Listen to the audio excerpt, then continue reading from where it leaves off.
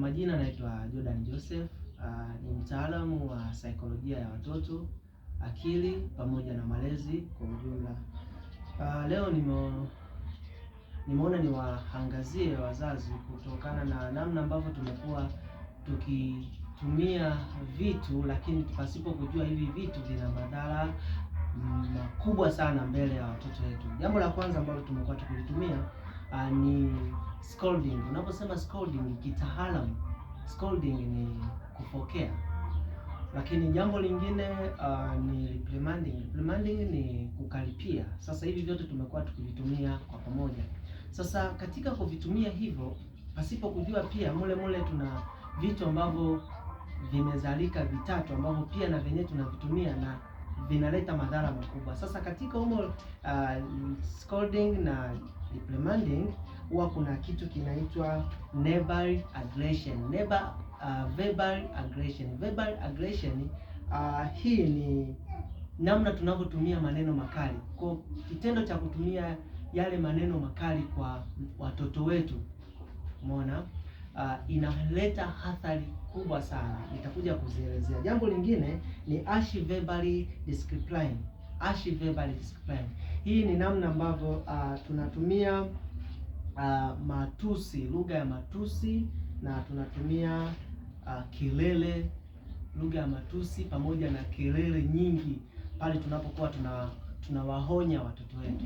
Jambo lingine tunalotumia pasipo kujua lina madhara ni authoritarian parenting style. Authoritarian parenting style hii pia tumekuwa tukitumia pasipo kujua. Hii ni namna ambavyo unamlea mtoto wako katika mazingira ya kidikteta.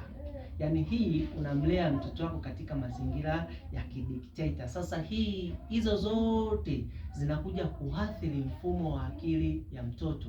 Sasa inamtengenezea mtoto namna ya kutojiamini. Namna ya kutojiamini kivipi? Sasa sio tu kutojiamini, bali inaharibu mfumo mzima wa akili ya mtoto mpaka inapelekea mtoto anakuwa na uwezo wa kutofikiri kwa haraka zaidi. Unajua, hebu nikwambie kitu kimoja. Kwa sasa hivi dunia tuliyopo, tunatumia sana uwezo wa kufikiri kuliko kutumia nguvu zaidi. Kwa hiyo sasa hiyo inamwathiri mtoto, anakuwa hana uwezo wa kufikiri kwa haraka, badala yake umemtengenezea tayari nidhamu ya uoga ndani yake kwa kutumia hizo njia za kumkaripia, njia za kumfokea. Sasa hizo ni njia ambazo zimekuwa zikitumika sana. Sasa badala ya kutumia hizo njia, nitakupa njia ambayo itatumika ili kumsaidia mtoto wako aweze kuepukana na hali hiyo ambayo itamwathiri kiubongo zaidi. Jambo ambalo unatakiwa kulitumia, kitaalamu tunashauri kutumia film voice. Unaposema film voice ni sauti ya mamlaka. Sasa hii sauti ya mamlaka ambayo ni film voice, hii sauti ya mamlaka ukitumia vizuri kwa mwanao, sasa ni kweli utakuwa unamuonya, ndio, lakini ukitumia film voice utamuonya ndio, lakini kwa njia ambayo yeye mwenyewe ataweza kukuelewa, lakini pasipo kuwa na kinyongo ndani yake, umeona, na pasipo kuwa na uoga ndani yake. Lakini jambo lingine ambalo linatakiwa kulitumia ni setting boundary. Setting a boundary ni namna ya kutumia nini? Ni namna ya kumwelekeza mtoto au kumuonya